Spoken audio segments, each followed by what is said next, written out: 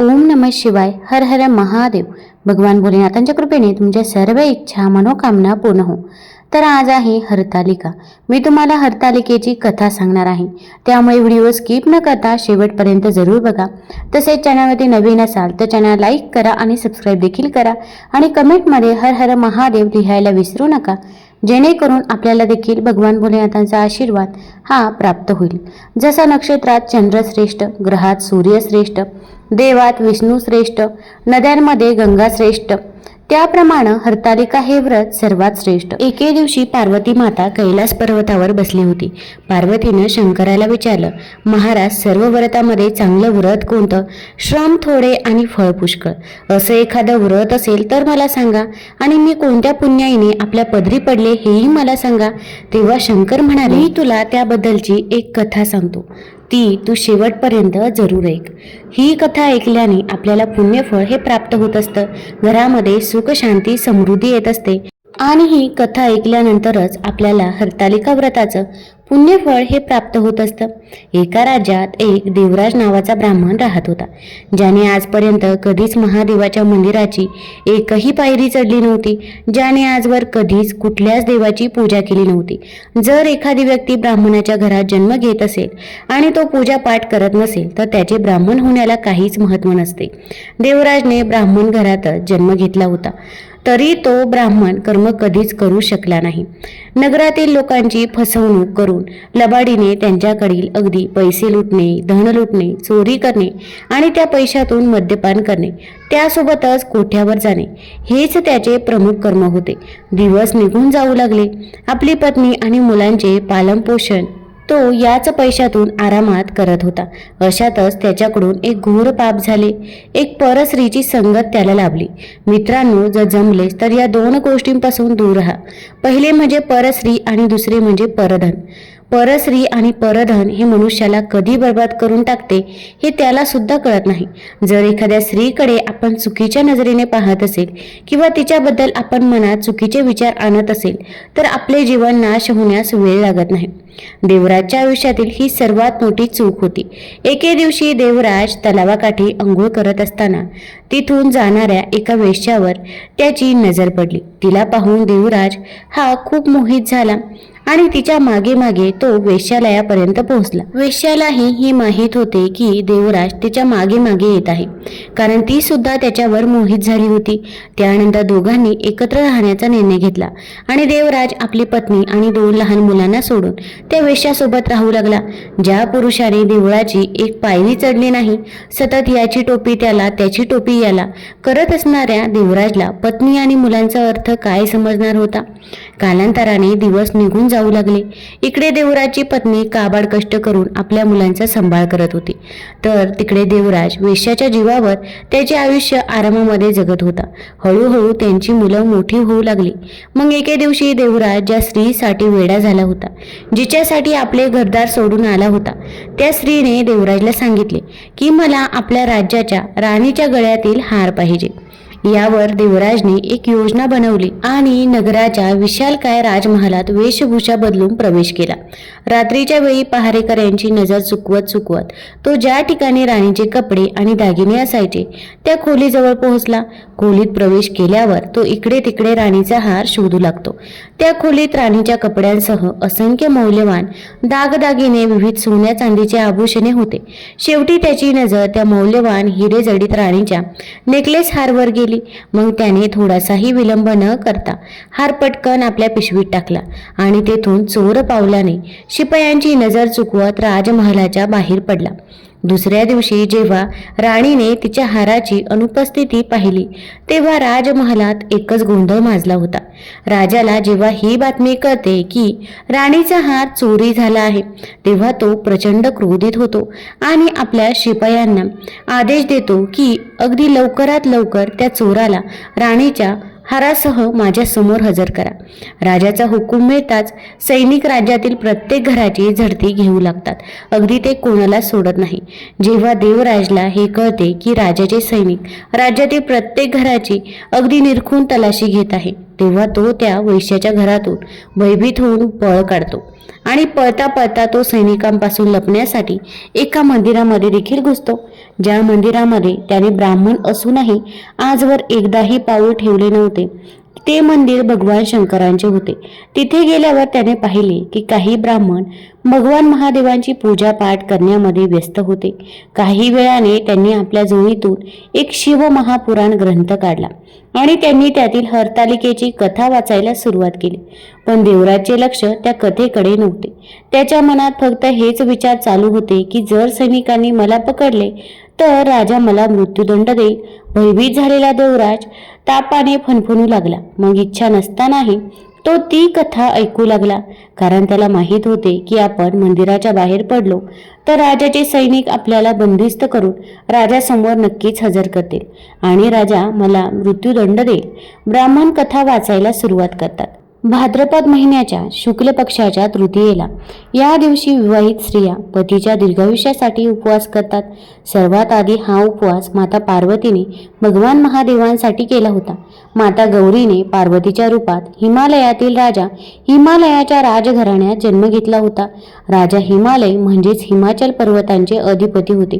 गौरीचा संदर्भ माता पार्वतीशी आहे, ज्या महादेवाच्या पत्नी आणि हिंदू धर्मातील प्रमुख देवी आहेत. देवी पार्वती राजा हिमालय आणि राणी मैनावती यांची पुत्री होती. तिच्या बालपणातच तिच्या सुंदरतेमुळे आणि गुणधर्मामुळे तिच्या विवाहासाठी अनेक राजे महाराजांचे प्रस्ताव आले होते. पण पार्वतीला भगवान शिवाशीच विवाह करायचा होता. माता पार्वतीला अनेक नावांनी ओळखले जाते, ज्यामध्ये गौरी हे नाव देखील समाविष्ट आहे, जे त्यांच्या शुभ्रता, पवित्रता आणि सौंदर्याचं प्रतीक आहे. लहानपणापासूनच माता पार्वतीला भगवान महादेवांना आपले वर म्हणून मिळवण्याची इच्छा होती. त्यासाठी माता पार्वतीने 12 वर्षे उपवास करून कठोर तपश्चर्या केली. हे सर्व पाहून त्यांचे वडील खूप दुःखी होत होते. एके दिवशी नारद मुनी त्यांच्या वडिलांकडे आले आणि त्यांना म्हणाले की हे हिमालय राजा, पार्वतीच्या कठोर तपश्चर्येवर भगवान विष्णू प्रसन्न झाले आहे आणि त्यांना तुमच्या मुलीसोबत विवाह करण्याची इच्छा आहे. नारद मुनींचे म्हणणे ऐकून राजा हिमालय खूप खुश झाले. मित्रांनो, नारद मुनींचा स्वभाव आपणा सर्वांनाच माहीत असेल, त्यामुळे वेगळं सांगण्याची काही गरज नाही. नारदजींचे असे अनेक उदाहरणे आहेत. नारदजींच्या उपदेशाने कोणाचे घर बसले आहे असे आजपर्यंत कुठलेच पुरावे मिळाले नाहीत. नारदजींनी राजा दक्षाच्या पुत्रांना उपदेश केला, ते सुद्धा वैरागी बनले, आपल्या संसारापासून विरक्त झाले. तसेच नारदजींनी राजा चित्रकेतला उपदेश केला, तेव्हा नारदजींचे ऐकून राजा चित्रकेतचा संसार उद्ध्वस्त झाला आणि त्यांच्यावर वाईट परिस्थिती ओढवली. म्हणजेच नारदजी जिथे जिथे सल्ले द्यायला गेले तिथे समोरच्याला वाईट परिस्थितीला सामोरे जावे लागले. नारदजी वरतून साधू सारखे दिसायचे, मात्र आतून ते कपटी मनाचे होते. त्यांच्यावर विश्वास ठेवणे फार कठीण होते. त्यानंतर नारद मुनी तेथून भगवान विष्णूकडे गेले आणि त्यांना सांगितले की राजा हिमालय यांना त्यांच्या मुलीचा विवाह तुमच्यासोबत करायचा आहे. यावर भगवान विष्णूंनीही आपली सहमती दर्शवली. त्यानंतर नारदजी माता पार्वतीकडे गेले आणि पार्वतीला सांगितले की तुमच्या वडिलांनी तुमचा विवाह भगवान विष्णूंसोबत निश्चित केला आहे. हे ऐकून पार्वती खूप निराश झाली. मग पार्वतीने आपल्या मैत्रिणींना सांगितले की मी हा उपवास आणि ही तपश्चर्या फक्त महादेवांना माझे वर म्हणून मिळवण्यासाठी करत आहे. जर माझ्या वडिलांनी माझा विवाह माझ्या इच्छेविरुद्ध केला तर मी स्वतःचे प्राण त्याग करेल. आपली जिवलग मैत्रीण पार्वतीचा विवाह तिच्या इच्छेविरुद्ध होत असल्याचे ऐकून तिच्या मैत्रिणी तिला हिमालयातील एका घनदाट जंगलातील गुहेत घेऊन गेल्या. त्यानंतर माता पार्वती तेथेच राहून महादेवांसाठी आणखीन कठोर तपश्चर्या करू लागली, ज्यासाठी त्यांनी गंगा नदीमधील वाळू काढून त्यापासून गुहेत एक शिवलिंग पिंडीची स्थापना केली. युगायुगाने त्यावेळेस भाद्रपद महिन्यातील शुक्ल तृतीयेचा तो दिवस होता. त्या दिवशी माता पार्वतीने उपवास पकडून रात्री जागरण करून महादेवाचे जप केले होते. या कठोर तपश्चर्येमुळे भगवान महादेव प्रसन्न झाले आणि त्यांनी माता पार्वतीला तिची इच्छा विचारली असता तेव्हा माता पार्वतीने त्यांना सांगितले की मी 12 वर्षापासून तुमची तपश्चर्या करत आहे, जेणेकरून मी तुमच्यासोबत विवाह करू शकेल. हे ऐकून आधी महादेव तर अचंबित झाले. मग त्यांनी 12 वर्षे कठोर तपश्चर्या केलेल्या पार्वतीला तिची इच्छा पूर्ण करण्यासाठी तथास्तु म्हणून वरदान दिले. महादेवाने पार्वतीच्या तपश्चर्येचा आदर करत तिचा विवाह प्रस्ताव स्वीकार केला आणि त्यांनी एकत्र येण्याचा निर्णय घेतला. त्यानंतर ते कैलास पर्वतावर निघून गेले. दुसऱ्या दिवशी आपल्या मैत्रिणींसोबत माता पार्वतीने उपवासाच्या कालावधीच्या समाप्तीनंतर अन्न ग्रहण केले. हा क्षण उपवासाच्या समाप्तीचा पवित्र आणि शुभ क्षण मानला जातो. त्यानंतर माता पार्वतीने पूजेसाठी जे काही साहित्य वापरले होते, फळं, फुलं, वेगवेगळी फळं, झाडांची पानं, श्रीफळ हे गंगा नदीमध्ये विसर्जित केले. तर तिकडे राजा हिमालय आपली मुलगी घर सोडून गेल्यामुळे व्याकुळ झाले होते. त्यांना असेही वाटत होते की एखाद्या दानवाने माझ्या मुलीचे हरण तर केले नसेल ना. आपला राजा चिंतित असलेले पाहून मंत्रीगण राजाला विचारतात, महाराज, आपल्या चिंतेचे कारण आम्हाला समजू शकेल का? मग राजा हिमालय आपल्या सर्व सेनापतींना सांगतात की नारदजींना मी वचन दिले आहे की आपल्या पार्वतीचा विवाह भगवान विष्णूसोबत लावून देईल. पण पार्वती तर घर सोडून गेली आहे.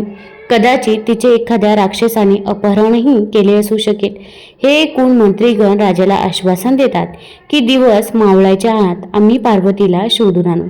सर्व सेनापती सैनिकांना पार्वतीला शोधण्याचे आदेश देतात. त्यासोबतच राजाच्या सांगण्यावरून त्यांचे सैनिक राज्यामध्ये दवंडी देतात की जो कोणी राजाच्या मुलीबद्दल माहिती देईल त्याला 1000 सुवर्ण मुद्रा देण्यात येईल.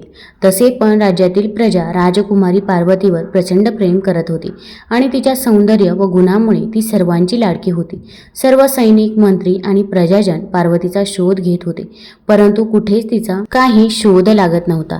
शेवटी राजा हिमालयाने स्वतः सैनिकांसोबत जाऊन आपली मुलगी पार्वतीला शोधायचे ठरवले. मग एका तुकडीसोबत राजाने हिमालयातील घनदाट जंगलामध्ये पार्वतीची शोध मोहीम सुरू केली. अशाच एका घनदाट जंगलामध्ये ते शोध घेत असताना त्या जंगलात त्यांना गंगा नदीकाठी एक मोठा वटवृक्ष दिसला, ज्याच्याबद्दल राज्यातील लोकांमध्ये एक कथा प्रसिद्ध होती. असं म्हटलं जातं की तो वटवृक्ष जादुई होता आणि त्याच्या मुळांखाली एक गुप्त गुहा देखील होती. मग राजा आणि त्याचे सहकारी त्या भल्या मोठ्या वटवृक्षाजवळ आले. त्यांनी पाहिले की वटवृक्षाच्या मुळांखाली एक लहानशी दरवाजासारखी रचना आहे. राजाच्या सेनापतींनी त्वरित आपल्या तलवारीने तो दरवाजा उघडला आणि सर्वांनी त्या गुहेमध्ये प्रवेश केला. गुहेत जाताच त्यांनी एक आश्चर्यकारक दृश्य पाहिले. माता पार्वती त्या गुहेमध्ये देवादिदेव महादेवांची जप करत होते. राजा हिमालय पार्वतीला मिठी मारून खूप रडतात. मग पार्वतीने आपल्या वडिलांना घर सोडण्याचे कारण सांगितले की तुम्ही माझा विवाह माझ्या इच्छेविरुद्ध करत होते, त्यामुळे मी राजमहल सोडून या घनदाट जंगलात आले. त्यानंतर पार्वतीने भगवान महादेवांसोबत विवाह करण्याचा संकल्प आणि महादेवांकडून मिळालेल्या वरदानाबाबत आपल्या वडिलांना सांगितले. यावर तिच्या वडिलांनी तिला वचन दिले की जर असे असेल तर मी तुझा विवाह महादेवांसोबतच करून देईल.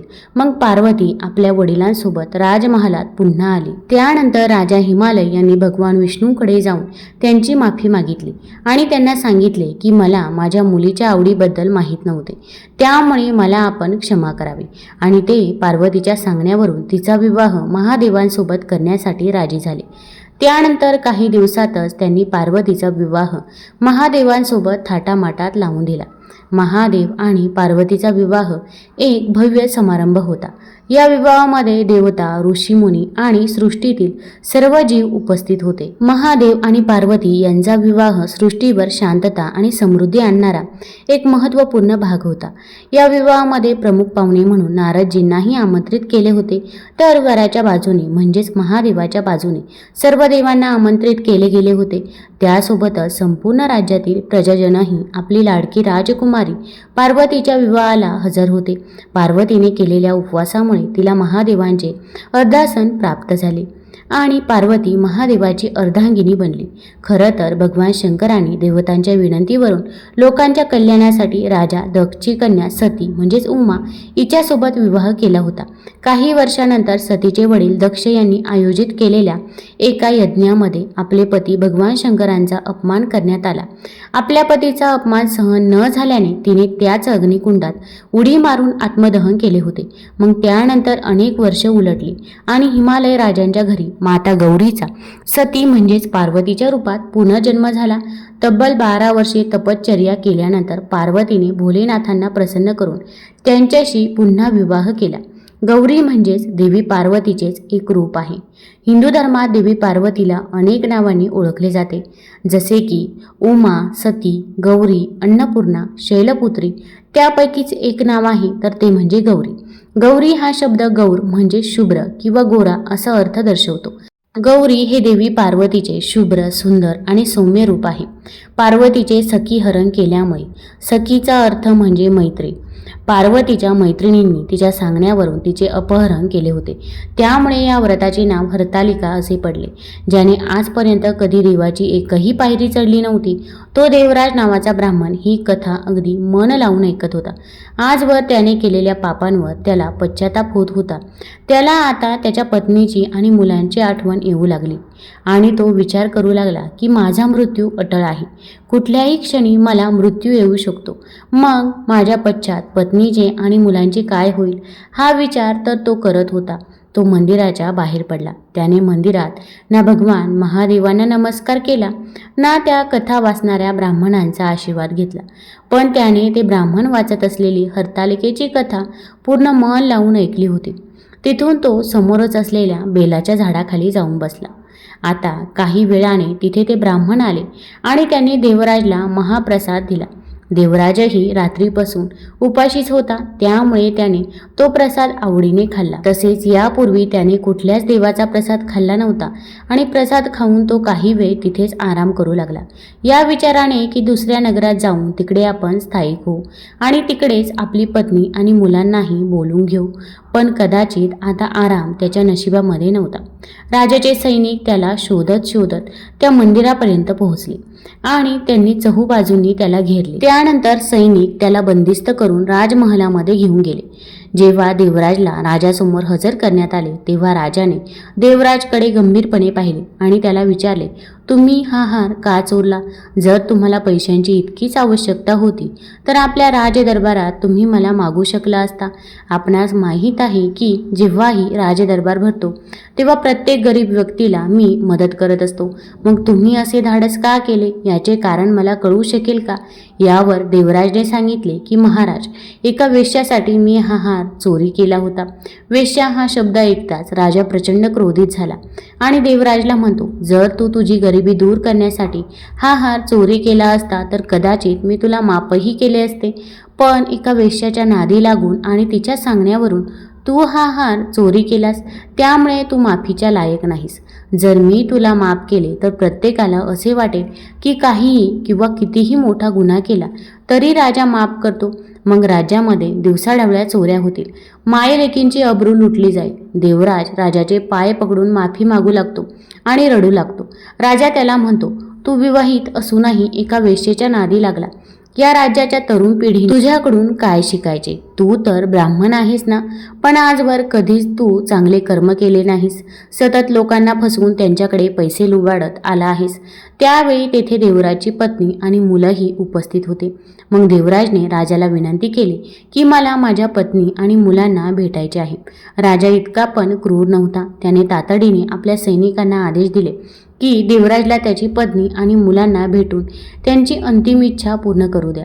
देवराज ज्या पत्नीला आणि मुलांना सोडून आपली दिशा भरकटला होता, त्या पत्नीच्या आणि मुलांच्या डोळ्यामध्ये अश्रू होते.